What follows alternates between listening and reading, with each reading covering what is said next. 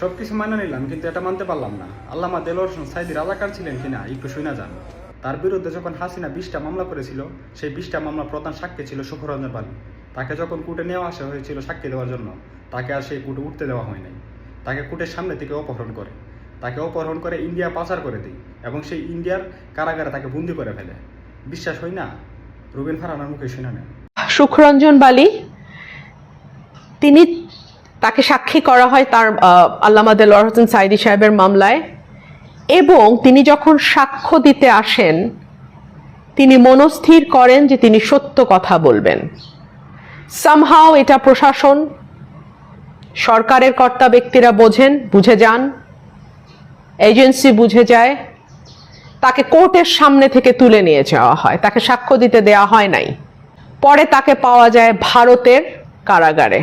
শুধু তাই না, আল্লামা দেলোয়ার হোসেন সাঈদীকে যে পরিকল্পিতভাবে হত্যা করেছে তারও কিছু প্রমাণ দিই।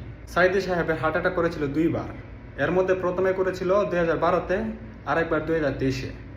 প্রথমে যখন তার হার্ট অ্যাটাক হয় তখন তাকে নেওয়া হয়েছিল ইব্রাহিম হার্ডওয়ার্কে। সেইখানে চিকিৎসা হই বেশ ভালোই, গুগলও সার্চ দিয়ে দেখতে পারেন। চিকিৎসা হওয়ার পরে তিনি বেশ ভালোই দিনকাল কাটিয়েছেন, হাঁটাহাঁটি করতে পারতেন, কোনো সমস্যাই ছিল না। তারপর আবার যখন 2023 সালে তিনি হার্ট অ্যাটাক করে বন্দি অবস্থায় জেলখানায়, তখন তাকে নেওয়া হয় ঢাকা মেডিকেল কলেজে। আচ্ছা, এখন আপনারাই বলুন, আপনাদের পরিবারে যদি এরকম কারো হইতো কোনো কিছু, তখন আপনারা কোথায় নিয়ে যাইতেন? অবভিয়াসলি প্রথমে যেখানে নিয়ে গেছিলেন ওইখানে নিয়ে যেতেন, কারণ ওইখানে চিকিৎসা তো আর খারাপ হয় নাই। আচ্ছা যাই হোক, হাসপাতালেতে নিয়ে গেছে। আচ্ছা এখন বলেন, একজন হার্টের রোগীকে কি এইভাবে নিয়ে যেতে পারে? ওনাকে কি দেখে মনে হইতেছে উনি একজন হার্টের রোগী? তার থেকেও বড় বিষয়, ডাক্তারটা ছিল কে? এই যে ডাক্তার, যে ডাক্তার হাসিনার সাথেও ছবি আছে। এখন একজন ডাক্তার আওয়ামী লীগ করতে পারে, সেটা কোনো দোষের বিষয় নয়, কিন্তু সেই ডাক্তার শাহবাগেও যাইতেন। তা আজকে যে ছাত্র দলের বাইরা খালেদা জিয়াকে মিথ্যা বানাইয়া আল্লামা দেলোয়ার হোসেন সাঈদীর ছবিতে জুতা নিক্ষেপ করলা, মনে রাখো ক্ষমতা চিরস্থায়ী নয়। ক্ষমতা চিরস্থায়ী কেমনে হইব? মানুষই তো চিরদিন বাঁচে না।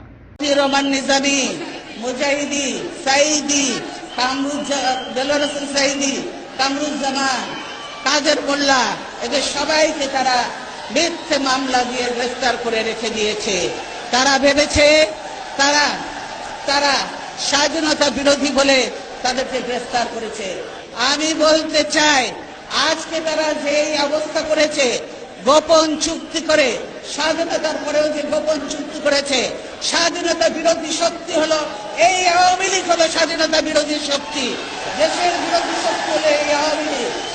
আগে তাদেরকে আগে ব্যবস্থা করতে হবে, তবেই এই দেশ নিরাপদ হবে। তাই তো কিছু দেখার পরে যদি আপনাদের মনে হয় কিংবা আপনারা বললেন